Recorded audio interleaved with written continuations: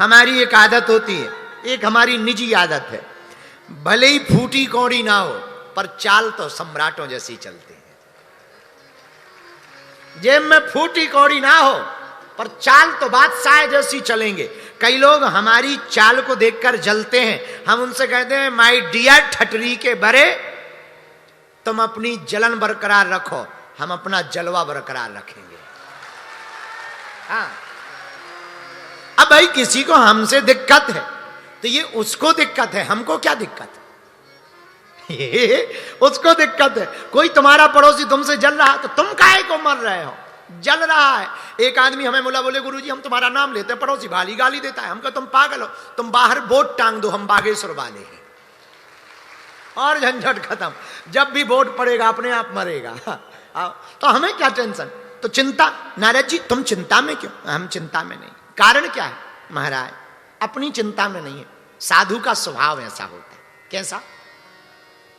परहित धर्म सहस नहीं भाई, पर पीड़ा सम नहीं। ये चिंता है साधु। साधु की कोई अपनी निजी टेंशन नहीं होती। साधु की माई बाप दूसरे की चिंता अपनी होती है। लोग हमसे पूछते हैं आप इतनी मेहनत क्यों करते? हम भी अपने लिए थोड़ी करते, हिंदुओं के लिए करते हैं। हमारी क्या चिंता? हमारी क्या चिंता? चिंता तो हमें हिंदुओं की है। नारद जी से सीखो। आहा, क्या चिंता है महाराज? अब चारों ऋषियों को अपनी बात बताई नारद जी।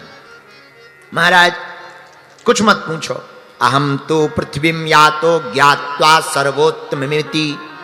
हम पृथ्वी लोक में आए। क्यों आए? सत्संग करने। अच्छा, इसका मतलब क्या है? नारद जी कह रहे सत्संग करने पृथ्वी लोक में आए। मतलब सीधा सा है, अगर तुम्हें सत्संग करना है तो यही मिलेगा, वहां नहीं मिलेगा।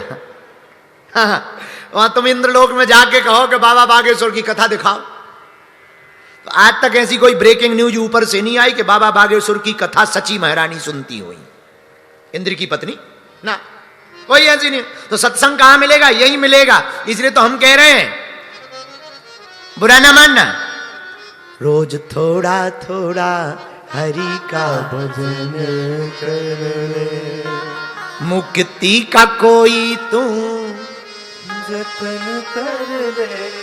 हाय, मुक्ति का कोई तो जतन कर ले, रोज थोड़ा थोड़ा हरि का। मेरे माई बाप, हम आपको प्रार्थना करना चाह रहे, थोड़ा थोड़ा प्रयत्न करो, पर करो। धन्य है नारद जी, सत्संग की इच्छा है, पृथ्वी लोक में आए, सत्संग के लिए आए। अच्छा महाराज फिर क्या हुआ? नारद जी से पूछा, मिला सत्संग? अरे बोले मिला होता तो यहां भटके होते, मिला ही तो है नहीं। क्यों? बोले सब जगह गए। कहां कहां? पुष्करम चा प्रयागम चा श्रीशैले मल्लिकार्जुनम, हरिक्षेत्रम कुरुक्षेत्रम श्रीरंगम सेतुबंधनम, एवमादेषु तीर्थेषु भ्रममाणितस्तता। आहा, पुष्कर गए, प्रयाग गए, श्रीशैलम गए, मल्लिकार्जुनम गए, कहीं सत्संग नहीं मिला। बोले क्यों? कलिकौतुक तात न जाते कहीं, तपसी धनवंत दरिद्र ग्रही। कलयुग का बड़ा प्रताप। बोले क्यों? बोले महाराज ऐसा कलयुग का प्रताप कि कहीं सत्संग नहीं मिला। तो अभी भी तो कलयुग ही चल रहा। हाँ महाराज, नारद जी को सत्संग क्यों नहीं मिला? नारद जी से ही पूछो, नारद जी क्यों नहीं मिला? महाराज बड़ी बुरी हालत। किसकी? सबकी। साधुओं के पास गए, अरे बोले गए, तो साधुओं के पास सत्संग नहीं मिला। बोले महाराज पापस्य खंडा सा पाखंड, सब पाखंड में लिप्त हैं। मतलब नारद जी सुनाने लगे। बोले महाराज एक महात्मा के यहां गए, बड़ी बड़ी बिल्डिंगें बनी, 12-12 मंजिल की। हमने धीरे से पूछा इन महाराज जी का नाम क्या है? तो एक सज्जन बोले इनका नाम है त्यागी बाबा। नारद जी बोले हमारा दिमाग खराब हो गया। बोले क्यों? बोले नाम त्यागी बाबा, मंजिल 12, है त्यागी। बोले हमारा दिमाग खराब हो गया इसलिए हम वापस आ गए। जिनका नाम ही त्यागी और 12 मंजिल में रहते हो तो अब तो ठीक है, अब क्या खाक त्याग किया, सो वापस आ गए। तो दूसरे के पास जाते, अरे बोले फिर और मत पूछो। बोले क्यों? हम दूसरे महात्मा के पास गए, 10-12 छोटे छोटे बच्चे यज्ञोपवीत लगाए, बढ़िया तिलक लगाए घूम रहे थे। बच्चों को देखकर बड़े खुश हुए हम, हाँ कितने सुंदर बच्चे हैं, लगता है बटकों के, ब्राह्मणों के किसी के बच्चे हैं। भाई ये बच्चे किसके हैं? बड़े अच्छे हैं। जवाब सुनते ही हार्ट अटैक आते आते बचा। बोले क्यों? बोले नाम आया ये ब्रह्मचारी जी के बच्चे। ले तब तो और दिमाग खराब हो गया। तो नारद जी कहते महाराज हम तीसरी जगह गए, शाम हो गई, थक गए, एक आश्रम के बाहर लेट गए, इतना शोर शराबा का दिमाग खराब हो गया। पूछा किसका आश्रम है? बोले मौनी बाबा जी का। ये हाल है। तो लोग, तो महात्मा बोले बड़े पागल हो, सनत कुमार बोले बड़े पागल हो। गृहस्थों के पास जाते, संतों के पास अगर नहीं मिला सत्संग, गृहस्थों के पास जाते। बोले महाराज संत तो कुछ ठीक ही है, गृहस्थों की तो हालत ही खराब। बोले क्यों? बोले गृहस्थों में तो ये हाल है, जब तक अपनी मति चलती है जब तक श्रीमती नहीं आ जाती, और श्रीमती के आते ही गृहस्थों की दुनिया खराब। हाँ बुरी हालत है गृहस्थों की। हम नहीं कह रहे हैं, भागवत कह रही है। आप लोग हम पे आरोप मत लगाना, 6 दिन हमें कथा सुनानी है। हाँ भागवत कह रही है। नारद जी कह रहे हैं महाराज गृहस्थों की तो अब मत पूछो, गृहस्थों का ये हाल है। बोले क्या हाल है? बोले प्रभु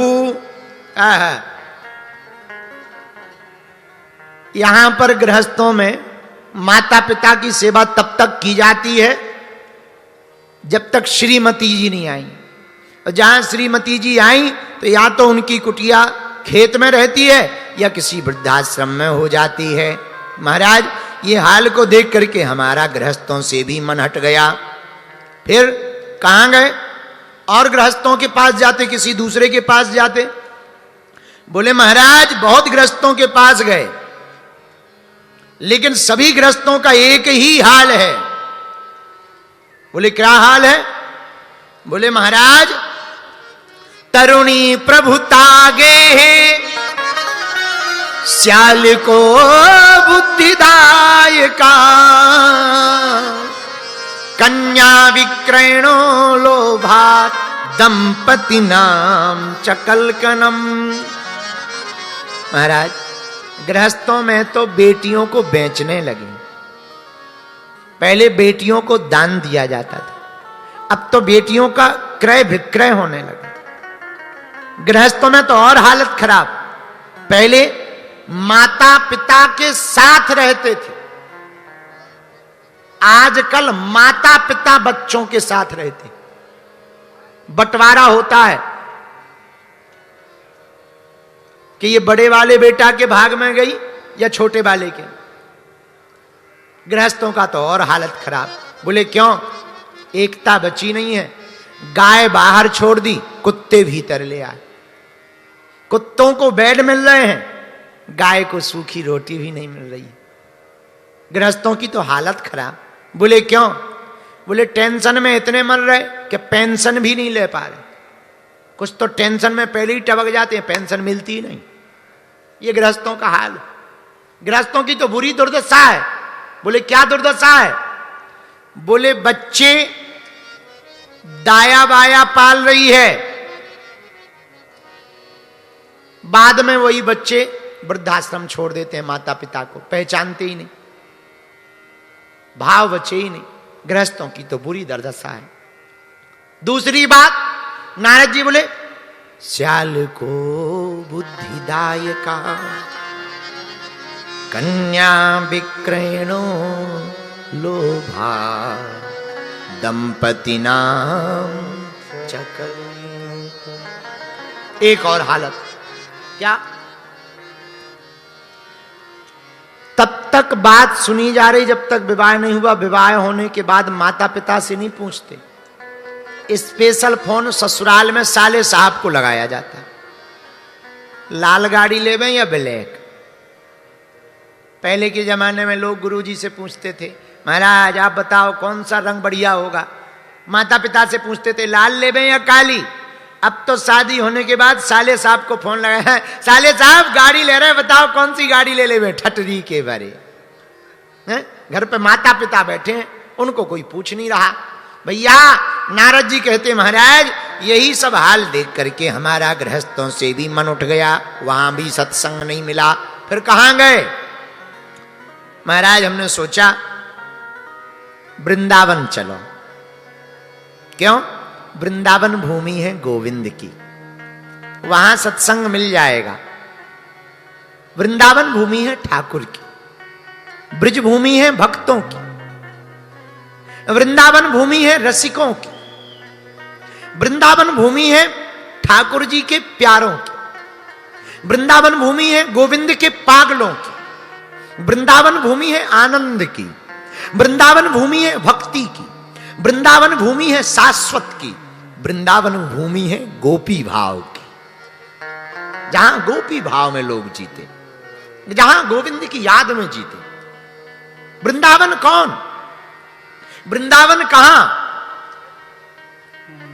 वृंदावन वहां घर घर तुलसी ठाकुर सेवा, घर घर तुलसी ठाकुर सेवा, भोजन दूध दही को। मीरा कहती अपने पद में, भोजन दूध दही को अलीरी सखी मोहे लागे वृंदावन को, सखीरी मोहे लागे वृंदावन। ये वृंदावन है जहां घर घर गोविंद बसते हो, जहां गैयों की सुगबुगाहट हो, जहां मुख पर राधा राधा हो, जहां कदम्ब के वृक्ष हो, लहलहाती हुई धाराएं हो, कलकल किल्लोद करता हुआ यमुना का वो अविरल शीतल जल, आहा ये वृंदावन है। तो वृंदावन कहां? जहां भक्ति है। नारद जी कहते कि जब हमारा मन कहीं नहीं लगा तो सोचा श्रीधाम वृंदावन चले, गोविंद की भूमि चले, माधव की भूमि चले। लेकिन वहां भी बड़ा आश्चर्य देखा। क्या? तत्राश्चर्यम मया दृष्टम श्रूयताम तन मुनीसुरा, एका तु तरुणी तत्रा निसन्ना खिन्न मानसा। एक स्त्री को देखा। क्या देखा? बोले महाराज एक स्त्री बैठी है पेड़ के नीचे, दो वृद्ध लेटे हैं उसकी जांघों पर, और बहुत सी स्त्रियां, कोई पंखा जल रही, कोई पानी पिला रही, कोई आंसू पहुंच रही, वो स्त्री रोए जा रही है, ऐसे दोनों वृद्धों पर हाथ फेर रही, रो रही। नारद जी बोले भैया हमें लगा कोई दुखियारी है, सोचा जरा पूछ लूं कौन है। नारद जी बोले भैया हम थोड़ा नजदीक तक गए पर वापस लौटने लगे। क्यों? सब स्त्रियां ही स्त्रियां, कोई पुरुष ही नहीं दिखाई पड़ रहा। सोचा कहीं हम जावे, कहीं वो कहने लगे ए बाबा हम स्त्रियों के बीच में तुम्हें क्या लेना देना, भाग यहां से, तो बुरा लगेगा। इसलिए नारद जी बोले भैया हम बीच से ही लौटने लगे, और जैसे ही लौटने लगे सोई वो स्त्री चिल्ला के बोली, भो भो साधु क्षणम तिष्ठम मच्चिंतानमपि नाशय, दर्शनम तव लोकस्य सर्वथाग हरम परम। ओ महाराज रुको रुको रुको रुको, कौन हो तुम? रुको तुम महाराज, अरे महात्माओं के तो दर्शन करने से ही दुख भाग जाते हैं। दर्शनम तव लोकस्य सर्वथाग हरम परम, आपके तो दर्शन से ही कल्याण होगा, आओ इधर। नारद जी ने जैसे ही उस स्त्री को देखा सोई मुस्कुराते हुए बोले, देवी कौन हो तुम? अपना परिचय दो, पहले अपना नाम बताओ। काशी तुम का बिमऊ, और क्यों बैठी हो और रो क्यों रही हो? और तो ठीक है, नार्यः का पद्म लोचन, ये जो स्त्रियां अगल बगल खड़ी हुई हैं बड़ी पद्म लोचन वाली, बड़ी बड़ी नेत्र वाली, मानो पद्म की तरह, कमल की तरह, इनकी मुखाकृति की तरह नेत्र हैं, ये स्त्रियां कौन हैं? और ये जो दुवृत्त तुम्हारी जंघों पर लेटे ये कौन है? परिचय बताओ। अब उस स्त्री ने अपना परिचय दिया, परिचय भी बड़ा प्यारा। अहम भक्ति ऋतौ ख्याता यमऊ में तनयऊ मतऊ, ज्ञान वैराग्य नामानऊ, काल योगेन जर्जरौ। महाराज हमारा नाम तो है भक्ति। ये जो दो लेटे हैं ना, एक का नाम ज्ञान है, एक का नाम वैराग्य है। बूढ़े जरूर हैं पर बेटा हमारे।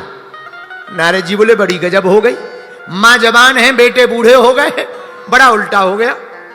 ये हुआ कैसे? आंखों में आंसू भर के बोल पड़ी वो स्त्री। महाराज उत्पन्ना द्रविणे साहम वृद्धिम कर्नाटके गता। महाराज मेरा जन्म तो द्रविड़ देश में हुआ, थोड़ा सा विकास मैंने कर्नाटक आदि क्षेत्रों में किया। महाराष्ट्र में मेरा बड़ा आदर हुआ, पर गुजरात में जाकर मैं बड़ी जीर्ण शीर्ण हो गई, बच्चे भी बूढ़े हो गए। जब बच्चे बूढ़े हो गए, मैं बूढ़ी हो गई, तो भागी भागी वृंदावन आई। मैं तो ठीक हो गई पर बच्चे अभी भी बूढ़े हैं। यही टेंशन के कारण मैं रो रही। ये जो स्त्रियां हैं ये साधारण नहीं है, ये देवियां हैं, ये मुझे सांत्वना दे रही हैं, डांडस।